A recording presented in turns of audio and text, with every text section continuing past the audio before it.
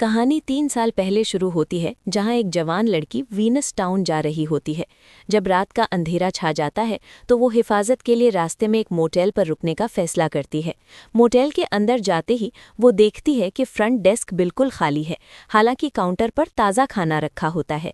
ये बात अजीब तो होती है, मगर इतनी भी नहीं कि वो वहाँ से फौरन भाग जाए। जब वो वहाँ से निकलने ही वाली होती है तो कैली नाम की रिसेप्शनिस्ट अचानक कहीं से प्रकट होती है। वो उसे कमरे की चाबी देती है और लड़की उससे वीनस टाउन का रास्ता पूछती है। कैली रास्ता तो बता देती है, मगर उसका अंदाज कुछ अजीब सा होता है। उसके बात करने का तरीका लड़की को कुछ खटकता है, मगर वो समझ नहीं पाती कि मसला क्या है। उस शाम जब डेबी अपने फ़ोन में बिजी होती है तो दरवाजे पर एक ज़ोरदार दस्तक होती है। उसका दिल धड़कने लगता है। वो डरते हुए दरवाजे के करीब जाती है और पीपहोल से झांकती है। बाहर कुछ नहीं होता। वो हिम्मत करके बाहर निकलती है और हॉलवे में दोनों तरफ देखती है। हॉलवे बिल्कुल खाली होता है। वो घबराकर वापस अपने कमरे में चली जाती है। बाद में उस रात डेबी फ्रेश होने के लिए बाथरूम जाती है। जब वो तैयार होने में मगन होती है तो दरवाज़ा खुलने की आवाज़ उसे बिल्कुल सुनाई नहीं देती। कोई उसके कमरे में दाखिल हो चुका होता है, मगर डेबी को इसका इल्म नहीं होता। वो अपनी ही धुन में अपना काम कर रही होती है। फिर अचानक एक नकाबपोश लड़की उसके बिल्कुल सामने आ जाती है और वो डर के मारे उछल पड़ती है। सीन बदलता है और वो लड़की किसी अनजान जगह पर होश में आती है। वो बिल्कुल डिसोरिएंटेड और खौफजदा होती है। तभी साए में से डॉल फेस लड़की बाहर निकलती है। बिना कुछ कहे और बिना हिचकिचाए वो उस लड़की के पेट में सीधा चुरा घोंप देती है और उसे वहीं मार देती है। थोड़ी देर बाद स्केयरक्रो और पिनअप गर्ल भी वहां आ जाते हैं और एक निहायत अजीब और घिनौनी हरकत करते हुए डॉल फेस स्केयरक्रो को सबके सामने किस करती है। इस सीन के बाद हम माया को देखते हैं, जो जंगलात के बीच में होती है। वो दरख्त के पीछे छुपी होती है और स्केयरक्रो और बेकन पर नज़र रख रही होती है, क्योंकि वो उन्हें एक और जवान लड़की का कत्ल करते हुए देख लेती है। वो लड़की की लाश गाड़ी में लादते हैं और रात के अंधेरे में निकल जाते हैं। माया डरते डरते जंगलात से रास्ता ढूंढने की कोशिश करती है कि तभी सामने रोड पर शेरिफ रॉडर की पेट्रोल कार नजर आती है। वो फौरन घनी झाड़ियों में छुप जाती है और सांस रोककर उसके गुजरने का इंतजार करती है। उसके जाने के बाद वो जंगलात में चलना जारी रखती है। काफ़ी देर बाद उसका रास्ता उसे एक पुरानी और अकेली चर्च तक ले जाता है। जैसे ही वो दहलीज पार करके अंदर जाती है, ग्रेगरी भी वहां पहुंच जाता है। वो सुकून से उसके पास आता है, अपने लिए ड्रिंक निकालता है और कुछ माया के लिए भी रख देता है। वो उसे बैठने का इशारा करता है। उनकी बातचीत के दौरान माया रायन का नाम लेती है, जिसे ग्रेगरी ने मार दिया था। ग्रेगरी आगे से कहता है कि अब उनका हिसाब बराबर हो गया है, क्योंकि माया ने डॉलफेस को मारा था। वो उसे कहता है कि अब वो यहाँ से चली जाए, मगर माया को महसूस होता है कि इस सारी सिचुएशन में कोई ट्रैप है। ग्रेगरी के किसी भी खतरनाक प्लान से बचने के लिए माया वहाँ से तेजी से भाग निकलती है। दूसरी तरफ शेरिफ रॉडर को डॉनी की अर्जेंट कॉल आती है, जो बताता है कि माया हॉस्पिटल से गायब हो गई है, जहां उसे रखा गया था। शेरिफ फौरन डॉनी को लेक हाउस पर ढूंढने का ऑर्डर देता है। थोड़ी ही देर बाद उसे माया रोड पर अपनी पेट्रोल कार के सामने खड़ी नजर आती है। वो गाड़ी के अंदर बैठ जाती है और शेरिफ को बताती है कि वो जानती है कि कातिल कहाँ छुपे हुए हैं, मगर वो रास्ता सिर्फ तभी बताएगी जब शेरिफ उसे उसकी बहन के पास ले जाए, जो पोर्टलैंड से उससे मिलने आ रही है। वो बहन से बात करने के लिए शेरिफ का फ़ोन मांगती है, मगर शेरिफ मना कर देता है कि इस एरिया में सिग्नल्स नहीं आते। माया की सिक्स्थ सेंस फौरन जाग जाती है। उसे लगता है कि कुछ गड़बड़ है। वो दिमाग चलाती है और अपने हाथ पर चोट लगने का नाटक करती है और शेरिफ से कहती है कि फर्स्ट एड किट ले आए ताकि वो जख्म साफ कर सके। जैसे ही शेरिफ रॉडर किट लेने गाड़ी से बाहर निकलता है, माया गाड़ी स्टार्ट करती है और तेज़ी से वहाँ से निकल जाती है, लेकिन उसकी ये भागने की कोशिश नाकाम रहती है। जब वो ड्राइविंग के दौरान गाड़ी में कुछ ढूंढ रही होती है तो सामने से अचानक एक दूसरी गाड़ी आती है और माया की कार जोर से एक दरख्त से जा टकराती है। इससे पहले कि वो उस टक्कर से संभल पाती, स्केयरक्रो अचानक वहां आ जाता है। उसे जोर से मलबे से बाहर खींचता है और घसीटकर अपनी गाड़ी में डाल देता है। गाड़ी के अंदर उसे शेल की बेजान लाश वहां पड़ी हुई नजर आती है। वापस जंगल में जब सीन शेरिफ डॉनी के आने का इंतजार कर रहा होता है, हमें एक फ्लैशबैक दिखाया जाता है। कल का मर्डर ट्रायल कोर्ट रूम में होता है। जज शेरिफ के बेटे को कैद की सजा सुनाता है, मगर आखिर में जेल भेजने के बजाय कस्टडी शेरिफ को ही दे देता है। इस फ्लैशबैक के जरिए हमें ग्रेगरी की असली फितरत और हकीकत पता चलती है। वो ठंडे दिमाग से एक बंदे को मार देता है, जबकि शेल वहीं उसके साथ खड़ी होती है और बराबर की शरीक होती है। शेरिफ को पता चलता है कि उसका बेटा असल में क्या बन चुका है, उनकी कत्ल करने की आदत और मजबूरी के बारे में जानता है और एक हिसाबी फैसला करता है। वो उन्हें प्रोटेक्ट करेगा और सपोर्ट करेगा, मगर सिर्फ इस शर्त पर कि वो अपने शहर के किसी बंदे को नहीं मारेंगे। मुकामी लोग ऑफ लिमिट्स हैं। इस इंकिशाफ के बाद हम देखते हैं कि ग्रेगरी और पिनअप गर्ल माया और शेल दोनों को अपने खुफिया ठिकाने पर ले जा रहे होते हैं। ये एक खौफनाक जगह होती है जहां हर तरफ शिकार किए गए लोगों का सामान बिखरा होता है। पुराने कत्लों के जूते ढेर लगे होते हैं और इन सब के साथ टॉर्चर करने के मुख्तलिफ औजार और मशीनें पड़ी होती हैं। ग्रेगरी अपनी पार्टनर शेल को आखिरी अलविदा कहता है और फिर उसकी लाश को एक इंडस्ट्रियल श्रेडिंग मशीन में डाल देता है, जो माया की आंखों के सामने उसे लिटरली कीमा बना देती है। माया इस घिनौने मंजर को एब्सोल्यूट खौफ और नफरत से देखती है और नजरें नहीं हटा पाती। उसका रिएक्शन देखकर ग्रेगरी गजबनाक हो जाता है और उस पर हमला कर देता है, उसे किसी चीज से मारता है। वापस मेन टाउन में हम देखते हैं कि मुकामी लोग शेरिफ के पास आ रहे होते हैं और उस गायब लड़की के बारे में सवाल कर रहे होते हैं जिसकी सब बातें कर रहे हैं। तभी हावर्ड और क्लेयर वहां पहुंचते हैं और परेशानी में लोगों से माया के बारे में पूछते हैं कि किसी ने उसे देखा है या कोई उसका पता जानता है। लोगों का हुजूम खामोश रहता है और कोई मदद के लिए आगे नहीं आता। लेकिन फिर एनी, जो वहां वेट्रेस होती है, आगे आती है। वो मानती है कि उसने माया को पहले देखा था, मगर उसे बिल्कुल नहीं पता कि उसके बाद उसके साथ क्या हुआ या वो कहाँ गई। ब्रेक के दौरान क्लेयर एनी को साइड पर ले जाती है ताकि तफसील से बात कर सके। एनी उसे बताती है कि यहाँ इस इलाके में लोग काफ़ी अरसे से पुरअसरार तौर पर गायब हो रहे हैं, मगर वो जोर देकर कहती है कि ये वाकई पहली बार हुआ है कि शहर का कोई अपना बंदा गायब हुआ है। वो मजीद बताने में हिचकिचा रही होती है। तब क्लेयर सच बताती है कि माया असल में उसकी बहन है। ये सुनकर एनी एक आखिरी अहम राज बताती है। शेरिफ को इस शहर में होने वाली हर चीज़ का पता होता है, वो सारे राजों से वाकिफ है। इधर शहर के नीचे ड्रेनेज सिस्टम में माया को होश आता है। वो देखती है कि ग्रेगरी उसके ऊपर झुका हुआ है और किसी तेज चीज से उसके हाथ पर वही सिग्नेचर स्माइल टैटू बना रहा है। अगला दिन होता है और हावर्ड और क्लेयर शेरिफ का पीछा कर रहे होते हैं जब वो पुलिस स्टेशन जाता है। वहां पहुंचकर डॉनी शेरिफ को बताता है कि उसे लेक के करीब शहर के 3 लोगों की लाशें मिली हैं, और वो बताता है कि वो स्टेट पुलिस को रिपोर्ट करने ही वाला था क्योंकि ये पहली बार है कि कातिलों ने अपने ही शहर के लोगों को मारा है। वो अनकहा उसूल तोड़ दिया है। शेरिफ को एहसास होता है कि डॉनी का सच जानने का मतलब है कि सब कुछ खुलने वाला है। इसलिए जैसे ही शेरिफ डॉनी को सच बताता है कि ये सब उसने किया है और वो शुरू से मिला हुआ था, वो फौरन डॉनी को स्टेशन में ही मार देता है ताकि उसका मुंह बंद रहे। दूसरी तरफ मिया किसी बेसमेंट में कैद होती है। ग्रेगरी हाथ में डॉल फेस का मशहूर मास्क लिए अंदर आता है। वो उसे एहतियात से सामने रखता है और माया को अजीब नज़रों से घूरता है। फिर वो ज़बरदस्ती मास्क उसे पहनाता है। मास्क पहनाने के बाद वो पीछे हटकर उसे देखता है जैसे कोई खूबसूरत चीज़ हो, और फिर करीब आकर मास्क के ऊपर से ही उसे किस करता है। माया को इस हरकत से शदीद घिन आती है और फौरन मास्क उतारकर फेंक देती है। ये रिजेक्शन देखकर ग्रेगरी आग बगूला हो जाता है और गुस्से में बेसमेंट से निकल जाता है, उसे अकेला छोड़कर। बाहर किसी और जगह शेरिफ टॉमी की लाश अपनी गाड़ी में लोड कर रहा होता है, लेकिन क्लेयर और हावर्ड दूर से उसकी हर हरकत पर नजर रख रहे होते हैं।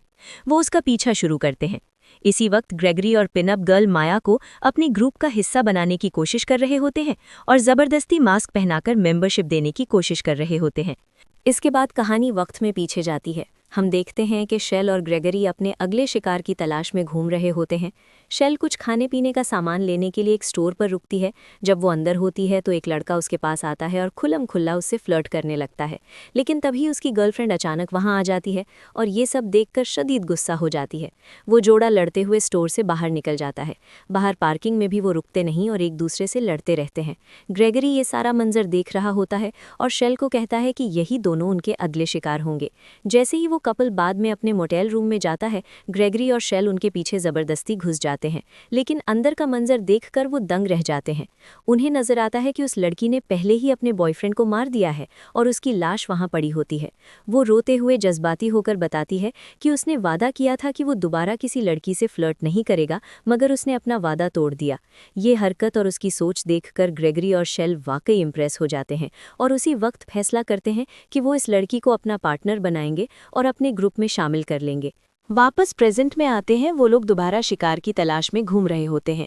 इस बार माया भी जबरदस्ती उनके साथ होती है। वो एक कपल को देखते हैं और उनका पीछा शुरू कर देते हैं।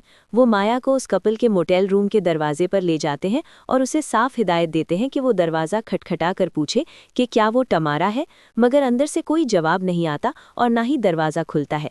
बेसब्र होकर ग्रेगरी खुद आगे बढ़ता है, जोर से लात मारकर दरवाज़ा तोड़ता है और अंदर घुसकर उन पर हमला कर देता है। वो दोनों को कुर्सी रस्सियों से अच्छी तरह बांध देता है। फिर वो मियाँ को खींचकर कमरे में लाता है और उसे हुक्म देता है कि वो उन दोनों को मार दे। खौफसदा कपल उनसे जिंदगी की भीख मांगता है, मगर मियाँ अपनी जगह से नहीं हिलती, वो जम जाती है। ग्रेगरी उसकी हिचकिचाहट देखकर तंग आ जाता है और खुद ही बॉयफ्रेंड को उसकी गर्लफ्रेंड के सामने मार देता है, जबकि लड़की चीखती रहती है और रोकने की कोशिश करती है। इस अफरा तफरी के मौके का फायदा उठाते हुए माया तेजी से पिनअप गर्ल का छुरा उठाती है और ग्रेगरी को उसके अपने पार्टनर के वेपन से मार देती है। मगर ग्रेगरी हमले के बाद फौरन संभल जाता है, मियाँ को जोर से उठाता है और घसीटकर उस जिंदा बची हुई लड़की के पास ले जाता है। वो मियाँ को कहता है कि अब उसे इस लड़की को मारना ही होगा। फिर वो मियाँ का हाथ पकड़ता है, छुरे पर रखता है और जबरदस्ती उसके साथ मिलकर छुरा उस लड़की के पेट में घोंप देता है और यूं मियाँ को कत्ल में शामिल कर लेता है। इस कत्ल के साथ ही उनका ग्रुप अब वापस सिमटकर सिर्फ 2 मेंबर्स पर आ जाता है। इसी दौरान शेरिफ को पता चल जाता है और एहसास होता है कि क्लेयर उसका पीछा कर रही थी और उसकी मूवमेंट्स ट्रैक कर रही थी। वो फौरन एक फ़ोन कॉल करता है ताकि किसी को इस नई सूरत हाल के बारे में बता सके। रोड पर आगे जाकर वो उसकी गाड़ी ढूंढ लेता है, अपनी गाड़ी घनी झाड़ियों में छुपा देता है जहां वो आसानी से ना मिले, और उसे पूरी तरह लॉक कर देता है। जैसे ही क्लेयर और बाकी लोग गाड़ी में आगे बढ़ते हैं, वो एक ट्रेलर के करीब वाले इलाके में पहुंचते हैं। मार्कस उनकी हिफाजत को यकीनी बनाने की कोशिश करते हुए हावर्ड को प्रोटेक्शन के लिए गन देता है और वो सब पनाह लेने के लिए ट्रेलर में जाते हैं, या बल्कि मार्कस पहले ट्रेलर का अच्छी तरह मुआयना करता है ताकि यकीनी बना सके कि ये महफूज है। वो उन्हें सख्ती से कहता है कि वो यहीं रहेंगे और खुद को अंदर बंद कर लेंगे, और ये कि वो अकेला बाहर जाएगा ताकि उस शेरिफ को ढूंढ सके। वो इस बात पर जोर देता है कि वो ट्रेलर का दरवाज़ा सिर्फ उसके लिए खोलेंगे और किसी और के लिए नहीं। शहर की दूसरी तरफ ग्रेगरी अपनी गाड़ी में तेजी से उनकी तरफ आ रहा होता है और माया उसके साथ गाड़ी में जबरदस्ती बंधी हुई होती है। इसके बाद मार्कस उसी खुफिया ठिकाने यानी कातिलों की दैन की तरफ जाता है। अंदर जाकर उसे एक बैग मिलता है जिस पर हर तरफ खून के धब्बे लगे होते हैं। बिल्डिंग में मजीद अंदर जाते हुए वो देखता और सुनता है कि इंडस्ट्रियल श्रेडिंग मशीन अभी भी चल रही है, पूरी तरह एक्टिव होती है। जैसे ही वो एहतियात से करीब से देखने के लिए आगे बढ़ता है कि क्या हो रहा है, शेरिफ अचानक कहीं से उसके पीछे आ जाता है और सीधा उस पर गन तान लेता है। वो मार्कस को अपना वेपन नीचे करने और फेंकने का हुक्म देता है। फिर बिना किसी हिचकिचाहट के वो मार्कस को गोली मारकर ख़त्म कर देता है। इसी दौरान ग्रेगरी और शेरिफ दोनों उस ट्रेलर के करीब वाले इलाके में पहुंच जाते हैं जहां क्लेयर और हावर्ड छुपे हुए होते हैं। ग्रेगरी वहां मियाँ की टांगों को मजबूती से आपस में बांध देता है ताकि वो भाग न सके, और फिर अपनी निशानी वाला कुल्हाड़ा हाथ में लिए वो पुरतशद्दुद इरादे के साथ ट्रेलर की तरफ बढ़ता है। ट्रेलर के अंदर क्लेयर और हावर्ड बिल्कुल दहशत के मारे सुन्न हो जाते हैं, क्योंकि ग्रेगरी अपना हमला शुरू कर देता है। वो हर तरफ से, हर एंगल से ट्रेलर पर कुल्हाड़े बरसाना और उसे काटना शुरू कर देता है ताकि वो अंदर घुस सके। हावर्ड, जो कि खौफ और पैनिक में बिल्कुल पागल हो रहा होता है, अपनी गन से दीवारों के पार अंधाधुंध फायरिंग शुरू कर देता है और डर के मारे बगैर निशाना लिए बस गोलियां चलाए जाता है। गोलियों की बौछार ग्रेगरी को थोड़ी देर के लिए पीछे हटने पर मजबूर कर देती है, लेकिन उसका पलटवार और भी ज्यादा खौफनाक होता है। वो वापस अपनी गाड़ी में बैठता है, इंजन रेव करता है और सीधा उस पूरे ट्रेलर के ढांचे में लाकर गाड़ी मार देता है। टक्कर इतनी जोरदार होती है कि ट्रेलर पूरी तरह उलटकर एक तरफ गिर जाता है। अंदर हावर्ड इस क्रैश की वजह से बहुत बुरी तरह जख्मी हो जाता है और उसकी हालत काफ़ी ख़राब होती है। फिर ग्रेगरी उस उल्टे हुए ट्रेलर के अंदर दाखिल होता है। हावर्ड, जो कि शदीद तकलीफ में भी क्लेयर और खुद को बचाने की आखिरी कोशिश कर रहा होता है, अपनी बची कुची गोलियां ग्रेगरी पर चला देता है। गन खाली हो जाती है। ग्रेगरी आगे बढ़ता है और हावर्ड को वहीं ख़त्म कर देता है। फिर ग्रेगरी क्लेयर की लाश को घसीटते हुए बाहर लाता है और उसे ज़ोर से ज़मीन पर मियाँ के बिल्कुल सामने फेंक देता है ताकि वो ये सब देखे। मियाँ की आंखें दहशत से फट जाती हैं जब वो अपनी बहन को पहचानती है।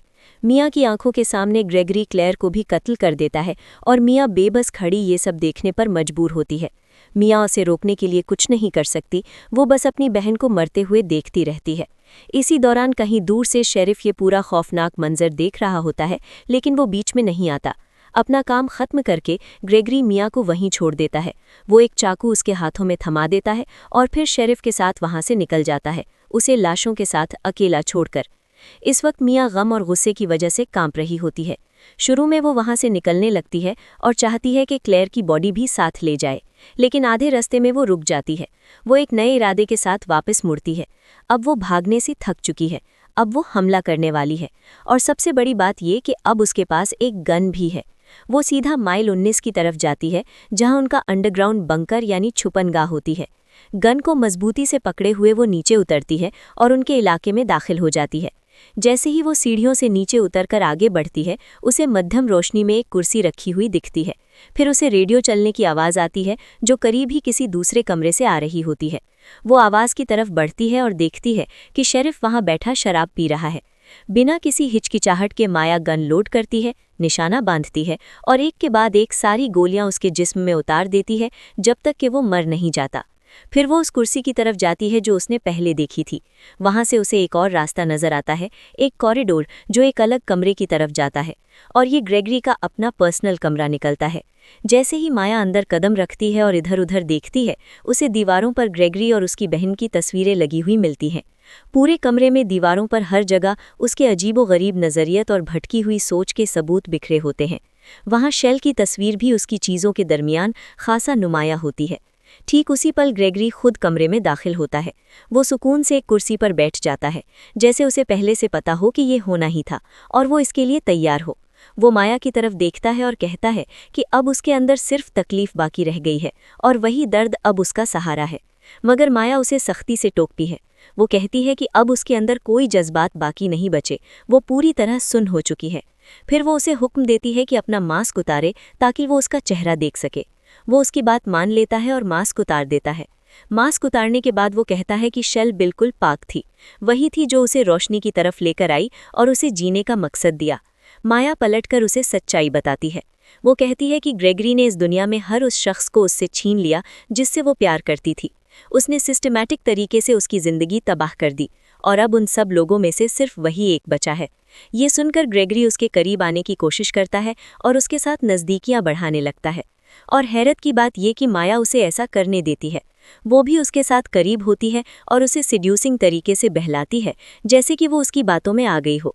जैसे ही ग्रेगरी रिलैक्स्ड होता है और उसके साथ कंफर्टेबल हो जाता है, ये सोचकर कि माया ने हार मान ली है, माया अचानक एक चाकू सीधा उसके जिस्म में उतार देती है। जब ग्रेगरी जख्म की वजह से नीचे गिरता है और खून बह रहा होता है, वो अपनी आखिरी सांस के साथ फुसफुसाता है, अब तुम बिल्कुल मेरे जैसी हो। यानी वो भी अब वही बन गई है जो वो खुद था। माया उसके ऊपर खड़ी होती है और उसका वही पुराना कुल्हाड़ा उठाती है।